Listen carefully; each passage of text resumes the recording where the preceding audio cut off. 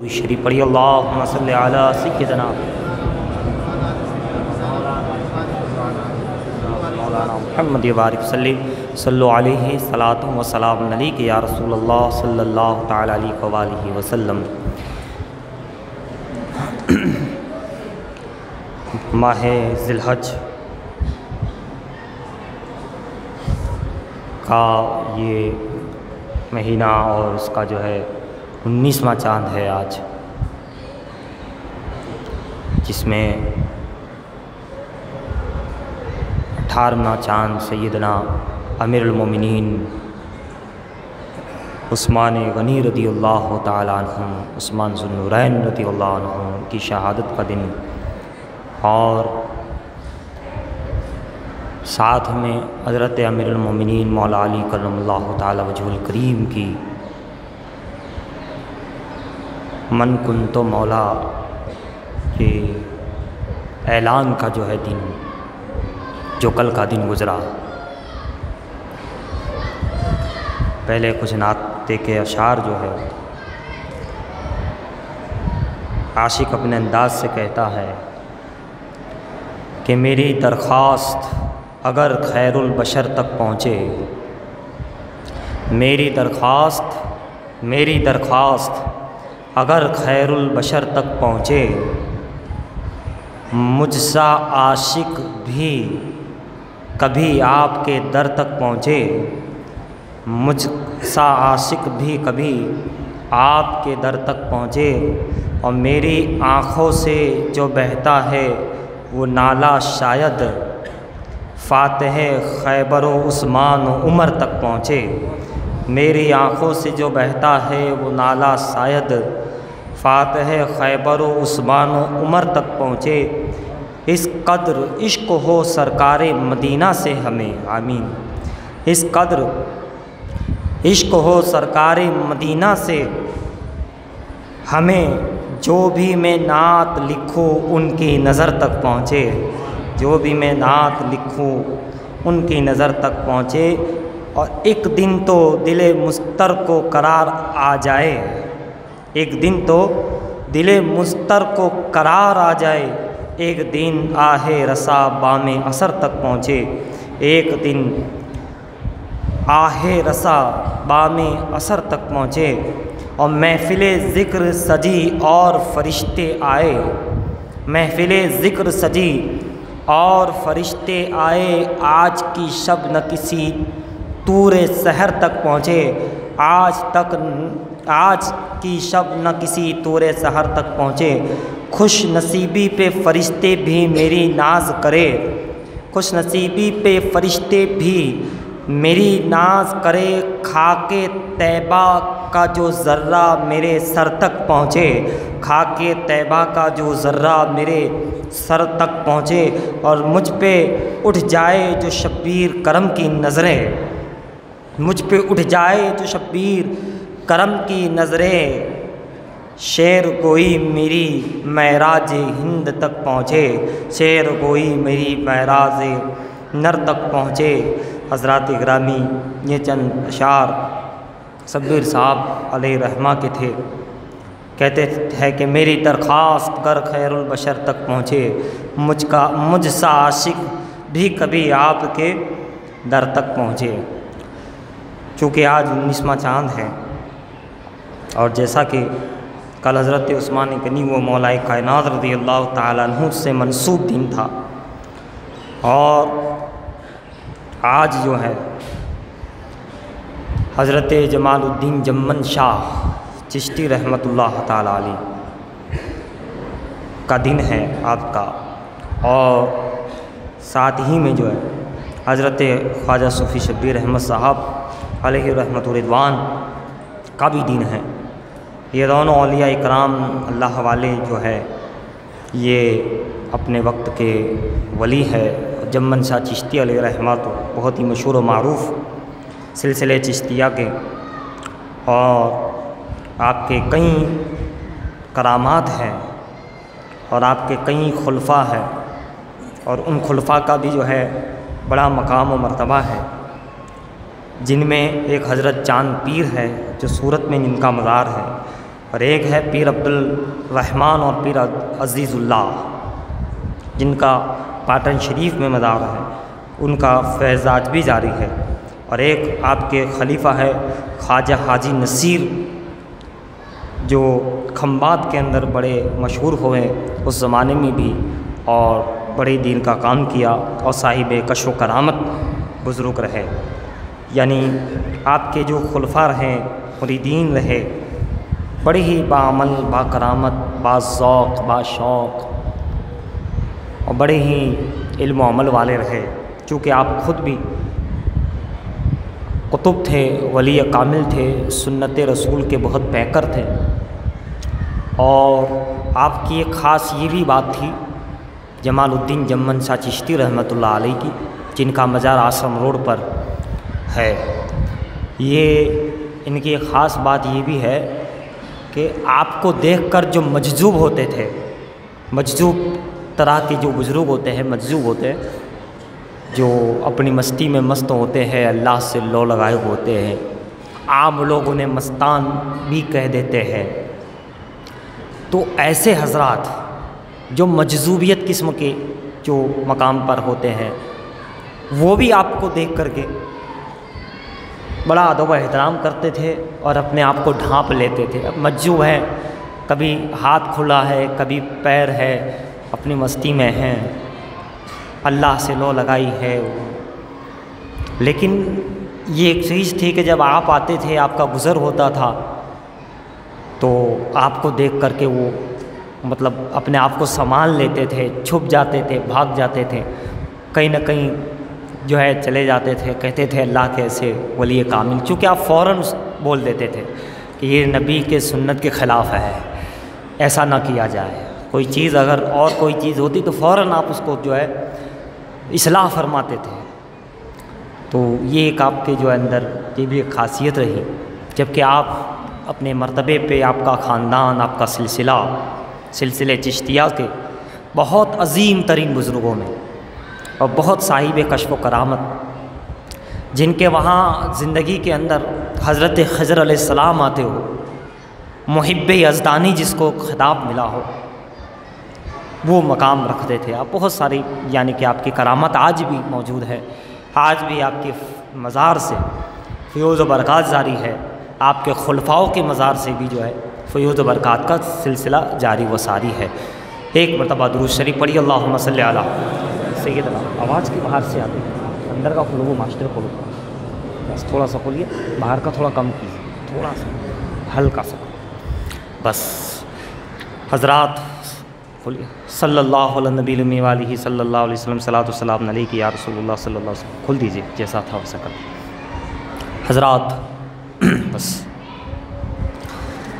تو یہ اولیاء اکرام رضی اللہ تعالیٰ عنہ کے معاملات اور ان کی فکر، ان کی نظیر مسلسل آپ حضرات اس انداز سے، اس طریقے سے ہی بیانات سنتے آ رہے ہیں۔ اور اب چونکہ ان قریب جو ہے محرم شریف کا مہینہ آنے والا ہے، اور ابھی تک جن اولیاء اکرام کا ذکر ہم کر رہے تھے، سن رہے تھے، ائمہ اطہار کا ذکر کر رہے تھے، سن رہے تھے، اب جو ہے اہل بیت اطہار، امام علی مقام اور دوسرے امام جو اہل بیت اطہار میں ہوئے ہیں، چونکہ اب محرم شریف کا مہینہ آنے والا ہے۔ حضرات سلسلے چشتیہ ہو، قادریہ ہو، نقش بندیہ ہو، سہر وردیہ ہو، سارے سلاسل، اشرفیہ ہو، رضویہ ہو، ان سب کو فیضان مولا کائنات رضی اللہ تعالیٰ عنہ سے ہے، شیر خدا کرم اللہ تعالیٰ وجہ الکریم سے ہے۔ اور آپ جو ہے مولا کائنات شیر خدا کرم اللہ تعالیٰ وجہ الکریم فقیرانہ زندگی کو اختیار کیا، فقیری زندگی اللہ اور اس کے رسول کی رضا، تسلیم و رضا کی منزلوں سے آپ گزرے، یعنی اس راہ کو آپ نے جو ہے اختیار کیا، جبکہ اگر یہ چاہتے تو دولت کے انبار ہو جاتے، اگر میرے آقا چاہتے تو دنیا کی دولت کی کمی نہ رہتی، اگر یہ حضرات چاہتے تو نہ جانے دنیا کی ساری مال و دولت آپ کے قدموں میں ہوتی، تاج آپ کے قدموں میں ہوتا، مگر ان حضراتوں نے، ان اولیاء اکرام نے زیادہ سے زیادہ دولت کو ٹھوکر مار کر کے ہاں تجارت کی ہے، کاروبار کیا ہے، رزق حلال کمایا ہے، اور اللہ نے بے حساب رزق دیا ہے۔ آپ دیکھیے رزق حلال میں، رزق طیب میں، کاروبار میں ان اولیاء اکرام نے بہت کچھ منافع ہوتا تھا۔ خود میرے آقا صلی اللہ تعالیٰ علیہ وسلم کی اس دور میں آمدنی بہت ساری تھی، آپ تجارت کرتے تھے، بہت آمدنی تھی۔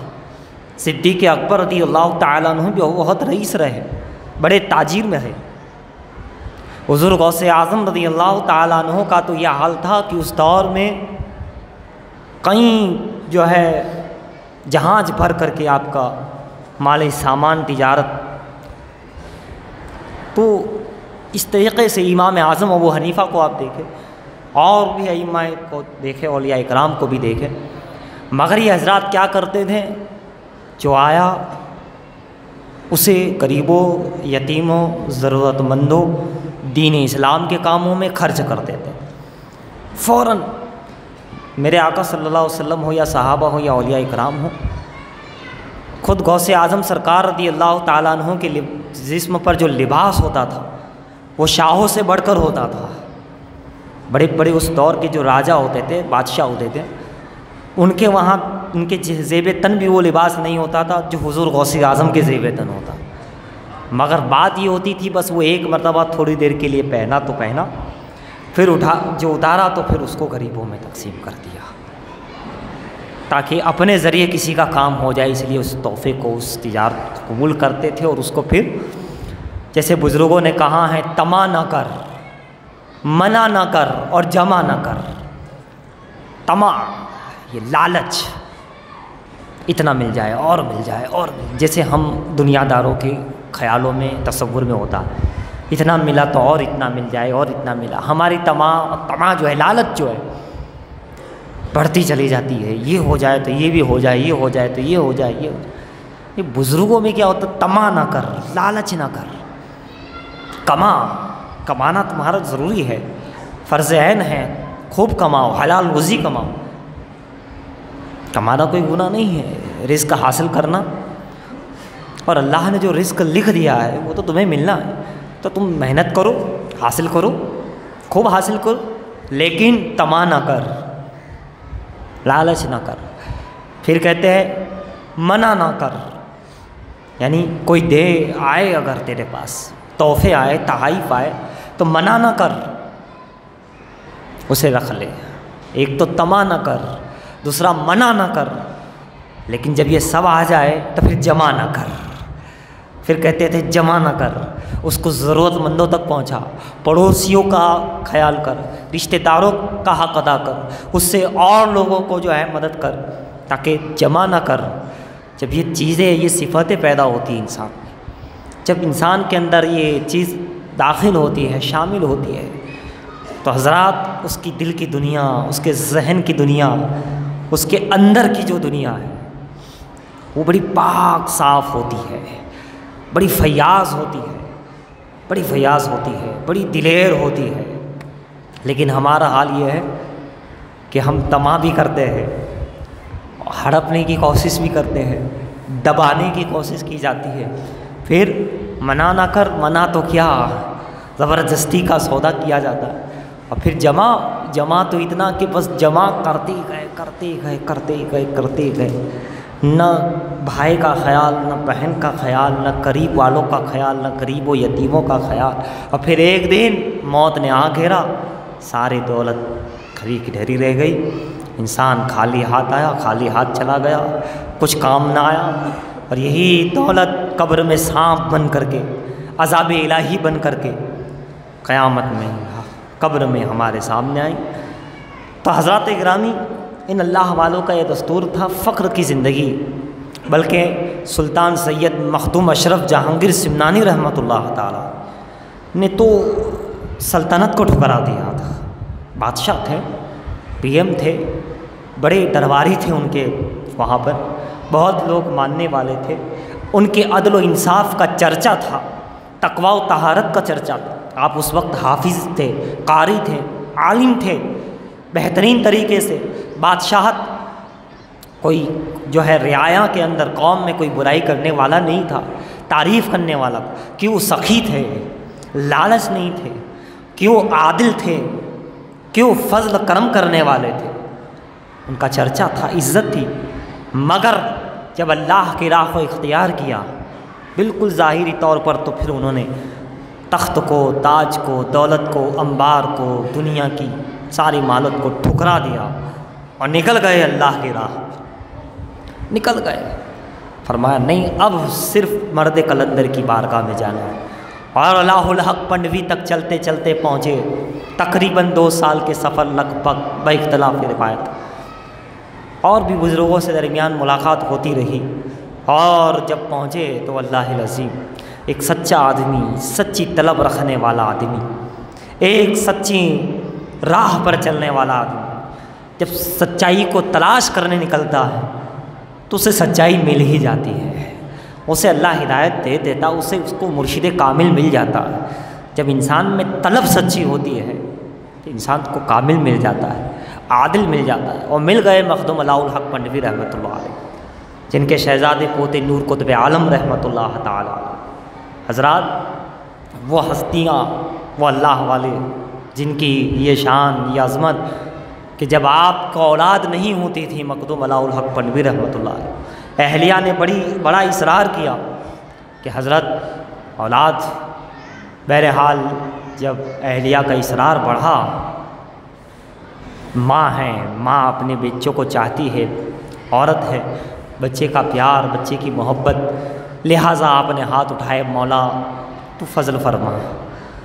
بہرحال آپ کے وہاں شہزادہ ہوا، لیکن بیمار ہوئے، شدید بیمار، موت کا فرشتہ آ گیا۔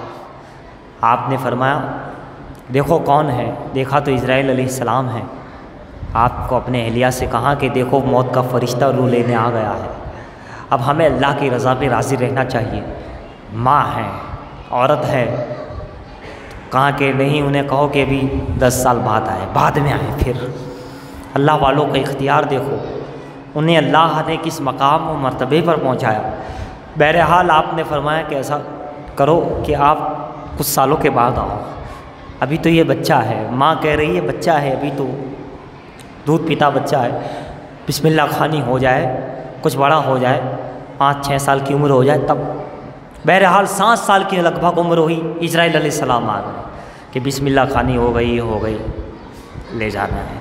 حضرت علاء الحق پنڈوی رحمۃ اللہ تعالیٰ علیہ نے فرمایا، ان کی ماں سے یعنی اپنے اہلیہ سے کہا کہ جو ہے ملک الموت آ گئے ہیں، اب انہیں روانہ ہونا پڑے گا۔ کہا نہیں، انہیں یہ کہو کہ ابھی تو بسم اللہ خوانی ہوئی ہے، ابھی قرآن کہاں ختم کیا ہے، ابھی پورا پڑھنے دو، انہیں حافظ بننے دو، اس کے بعد ادھورے عالم میں ہم ادھورے لوگ نہیں، ہم مکمل لوگ ہیں، ہم ادھورے میں مانتے ہی نہیں ہیں، ہم تو مکمل کرتے ہیں کام، ہم اس گھرانے سے ہیں، اس سے نسبت رکھتے ہیں جو مکمل کرتا ہے، یہاں تو مکمل والی بات ہے، ادھورے والی بات ہی کہاں۔ بہرحال اسرائیل علیہ السلام کو آپ نے کہا کہ بھائی ایسا ہے کہ ابھی شروعات ہوئی ہے، انہیں مکمل حافظ بننا جان دو، عالم اچھے سے بن جانے دو، اس کے بعد آنا، اس کے بعد دیکھیے اللہ تعالیٰ اپنے محبوبوں کو مقام دیتا ہے، ان کی زبان پر خدا بولتا ہے، اللہ فرماتے ہیں میں اس کی زبان بن جاتا ہوں، اس کے ہاتھ بن جاتا ہوں، اس کے کان بن جاتا ہوں۔ اللہ گئے، جب آپ عالم بن گئے، سب کچھ بن گئے، تک لگ بھگ 14-15 سال کی عمر شریف رہی۔ پھر اسرائیل علیہ السلام ملک الموت آ گئے، پھر آپ نے کہا کہ ٹھیک ہے، لیکن ماں تھی، ماں کو جب پتہ چلا کہ روح قبض کرنے آئے ہیں تو کہا انہیں کہو کہ آپ اگر ایسے ہی ملنے آئے ہو تو ٹھیک ہے، مگر روح قبض کرنے آئے تو ابھی رکو، ابھی شادی کہاں ہوئی ہے، ابھی تو شادی باقی ہے، میرے بچے کی میں شادی دیکھ لوں، نکاح دیکھ لوں، سنت رسول کو ادا کر لوں۔ جب ساری سنتیں ادا ہو رہی ہے، بچپن سے سارے معاملات ہو رہے ہیں، تو پھر یہ بھی تو سنت ادا ہو جائے، اس کے بعد دیکھتے ہیں، اس کے بعد بہرحال کہا اس کے بعد آنا آپ۔ یہ تو اسرائیل علیہ السلام کو ایسے بھیج رہے ہیں جیسے ہم اور آپ کوئی کسی اور کو بھیجتے ہیں، غلاموں کو۔ یہ کیا بات ہے؟ اسرائیل جیسا فرشتہ ملک الموت علاء الحق پنڈوی اللہ کے ولی کے کہنے پر واپس جاتا ہے، یہ کیا ہے؟ تو صدیق اکبر، عمر فاروق، عثمان غنی، مولا علی کی چوکھٹ سے آواز آتی ہے، جو رسول کا غلام ہو جاتا ہے اسرائیل بھی ان کا غلام ہو جاتا ہے۔ تم غلام تو ہو جاؤ۔ عمر فاروق خطبہ دے رہے تھے، زمین ہلنے لگی، زلزلہ آ گیا، کوئی دعا نہیں کی، کسی کو استغفار نہیں پڑھایا، ہاتھ میں عصا تھا، ڈنڈا یوں مارا اور کہا ٹھہر جا، ابھی تجھ پر عمر زندہ ہے۔ دریا کی طغیانی آ جائے، عمر خط لکھ دے آگے مت بڑھنا، تو دریا آگے نہ بڑھے۔ کیا شان ہے، غلاموں کی یہ شان ہے۔ سمندر کو پلٹا دے، زمین کو روک دے، دنیا کو ادھر سے ادھر کر دے، ٹوپی میں پورے شہر کو چھپا دے، چاہے تو شہر کو پلٹا دے، مشرق کو مغرب کر دے، شمال کو جنوب کر دے، آسمان کو ستارہ کر دے، زمین کر دے، وہ چاہے۔ بلکہ اللہ والوں کی یہ شان ہے کہ چاہے تو اشاروں سے اپنے کایا ہی پلٹ دے دنیا کی، چاہے تو اشاروں سے کایا ہی پلٹ دے دنیا کی۔ یہ شان ہے مصطفیٰ کے غلاموں کی، سرکار کا عالم کیا ہوگا۔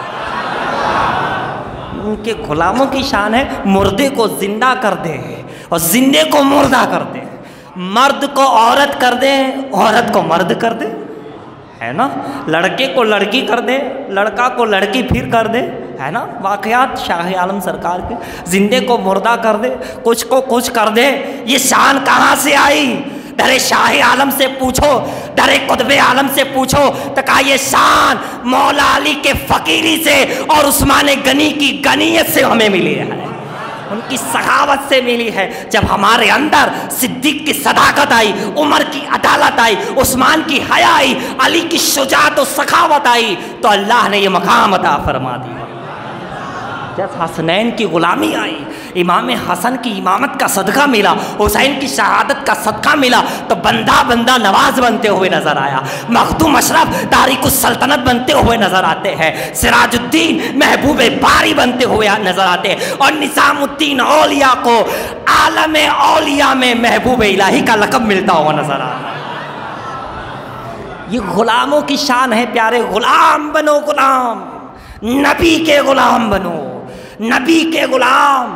یاد رکھو، جو نبی کا غلام ہوتا ہے وہ اللہ کی پناہ میں ہوتا ہے، اور جو اللہ کی پناہ میں ہوتا ہے اسے دنیا کی کوئی طاقت، دنیا کا کوئی دشمن مٹا نہیں سکتا۔ آپ جانتے نہیں، ابابیل کا لشکر آیا تھا، ہاتھیوں پہ گرا، ہے نا، فیل ختم ہو گئے ہاتھی۔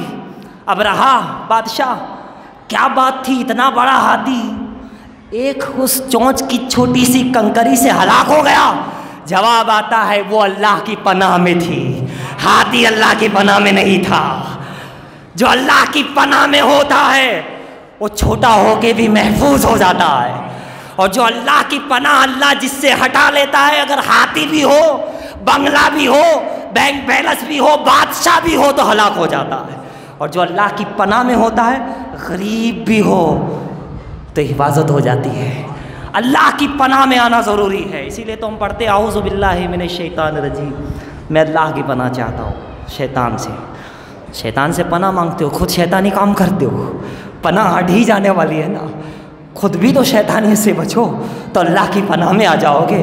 اور خود کو شیطانیت کاموں سے بچانا ہے، شیطانی صفت سے، تو رسول کی صفت میں آنا پڑے گا، رسول کی رحمت اور غلامی میں آنا پڑے گا، تو اللہ کی پناہ میں آ جاؤ گے۔ اللہ کی رسول کی پناہ میں آ گئے تو پھر نہ قبر میں عذاب، نہ حشر میں عذاب، نہ دنیا میں عذاب، کہیں عذاب نہیں، پناہ والے کامیاب۔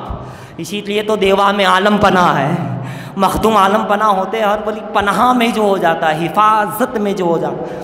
بریلی شریف میں دریا کے کنارے، جیسے ہمارے یہاں سابرمتی ہے، وہاں قریب میں جو نہر بہتی تھی، وہیں کے قریب میں ایک اللہ کے ولی جھوپڑا بنا کے رہتے تھے، فقیری۔ انہوں نے اپنا انداز فقیری والا اختیار کیا، جیسا کہ میں نے ابھی بتایا ان کا اختیار ہوتا ہے، مگر پھر وہ اللہ کی رضا کے لیے اپنی زندگی جیسے چاہے گزارے۔ جھونپڑی بنا کے وہی رہتے تھے۔ بارش کا موسم آ گیا، بارش نہیں گر رہی ہے، یعنی گرتی ہے تو تھوڑی بوندیں آ کے رک جاتی ہے۔ اس دور کی ولیہ جو تھی بریلی میں، وہاں گئے لوگ اور کہا حضور دعا کریں، اللہ کی بارگاہ میں دعا کریں کہ بارش آ جائے۔ آپ نے کہا ٹھیک ہے میں دعا کرتا ہوں۔ آپ نے دعا کی، لیکن پھر بادل آتے ہیں، ابر چھاتا ہے، بارش نہیں ہوتی۔ پھر چند دن نکلے، پھر لوگ جمع ہو گئے، گئے حضور کچھ کیجئے گا۔ تو کہا پھر دعا کرتی ہوں، پھر دعا کی، ابر آ گئے، سب کچھ ہوا، مگر بارش نہیں ہوئی۔ پھر ماحول ایسا کچھ دن رہا، پھر دھوپ نکل گئی۔ کہا یہ ہوتا کیا ہے؟ تو ولیہ کے پاس واپس پہنچے۔ آپ نے کہا میاں ایسا ہے کہ میں ادھر دعا کرتی ہوں کہ اللہ تو بارش بھیج، تیری خلق مخلوق پریشان ہے، رحم فرما۔ وہ بھیج دیتا ہے، بھیجنے کا ارادہ کر لیتا ہے، آ جاتے ہیں۔ لیکن وہ سمندر کے نہر کے کنارے جو جھونپڑی باندھ کے بیٹھا ہے، وہ اللہ کا ولی آنکھ اٹھاتا ہے، کہتا ہے مت بھیج، میری جھونپڑی ڈوب جائے گی، بارش آئے گا بہہ جائے گی۔ آپ کیا کریں؟ ایک طرف کہاں جا رہا ہے بھیج، ایک طرف کہاں جا رہا ہے نہیں بھیج۔ بہرحال لوگ وہاں پہنچے اور کہا بابا آپ اکیلے کے لیے سارے لوگوں کو پریشان کرتے ہیں، کچھ کرم کیجیے، مخلوق ہے آپ تو رحم دل ہے۔ کہا تو رحم دل کی بات کر، اللہ کے ولی کا مزاج بھی الگ الگ ہوتا ہے، کوئی جلالی، کوئی کمالی، کوئی جمالی، کوئی کیسا۔ مجذوب ٹائپ تھے، مست تھے، جلال الدین اکبر تھے، جلال کا معاملہ زیادہ رہتا تھا۔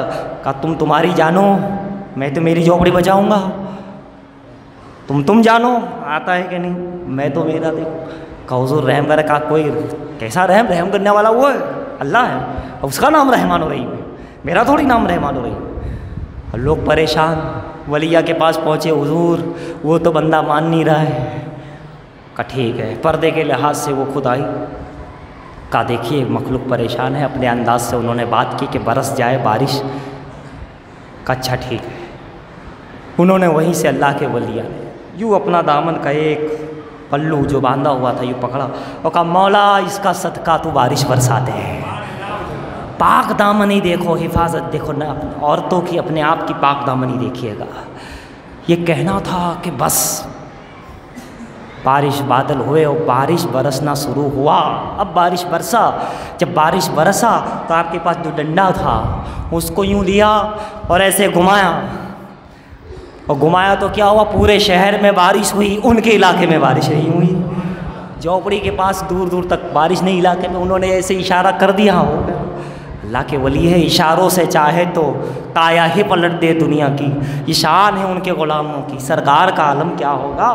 حضرات گرامی میں عرض کر رہا تھا، مخدوم علاء الحق پنڈوی رحمۃ اللہ تعالی، جن کی نماز جنازہ ادا کرنے کے لیے قطب عالم تشریف لے جاتے ہیں۔ 15-20 قدم کا جو واقعہ ہے، جہاں شاہ عالم آگے آگے چل رہے تھے، یہ آپ ہی کے وہاں کا واقعہ۔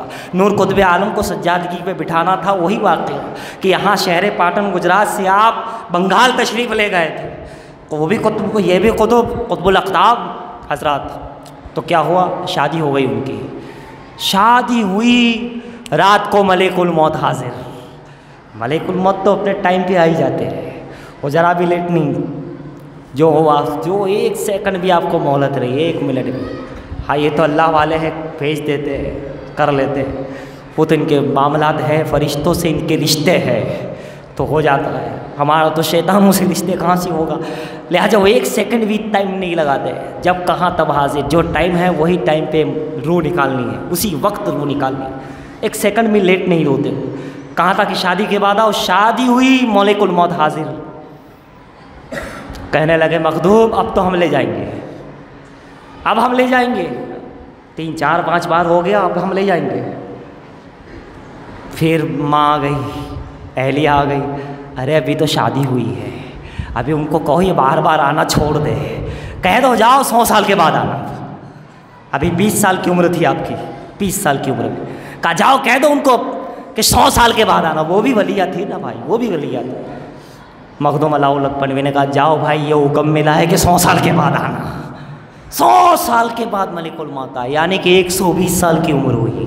سبحان اللہ، یہ شان ہے اللہ والوں کی، یہ شان ہے، چاہے تو اس اشاروں سے اپنے یہ اولیاء اکرام ہیں جن کے دل پاک ہے، نہ حسد ہے نہ بغض ہے، ان کے اندر اللہ اور اس کے رسول کی بے پناہ محبت ہے، بے پناہ محبت ہے، سچی غلامی رسول کو انہوں نے تھام لیا۔ تو یہ مقام اللہ نے عطا فرمایا، دنیا کے اندر یہ مقام ہے، تو سوچو قیامت کے میدان میں کیا مقام ہوگا۔ یہ جو اللہ کی رحمت ہے اس کے 100 حصے ہیں، یہ دنیا میں اللہ نے ایک ہی حصہ ظاہر فرمایا، 99 حصے سے کئی حصے قیامت کے دن اللہ ظاہر فرمائے گا، خود سے بھی اور اپنے اللہ کے نیک اس کے جو بندے ہیں اولیاء ان سے بھی اللہ کی رحمت ظاہر ہوگی۔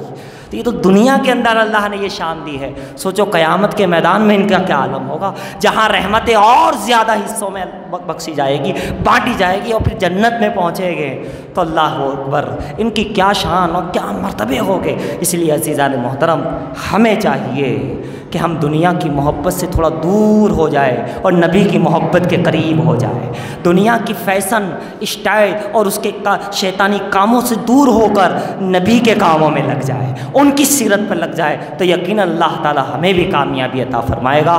آمین وما علینا الا البلاغ المبین۔ جن حضرات کی سنت باقی ہوتا ہے۔